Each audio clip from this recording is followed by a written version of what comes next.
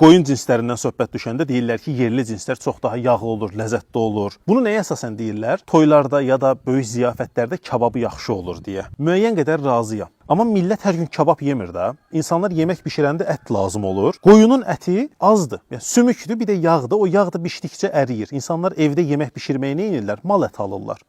Qoyun əti olsa da biraz mal əti alırlar ki, qarışdırıb bir yerdə bişirsinlər. Ona görə biz məsələn Romanov cinsi haqqında danışanda onu deyirdik ki, bu heyvanın əti daha çoxdur, yağı azdır, quyruqsuzdur və s. Bu məsələnin ikinci tərəfi var ki, yağsız olsun deyə nə edirlər? Körpə quzu kəsirlər. Bax məsələn bu balaca 2-3 aylıq quzudur.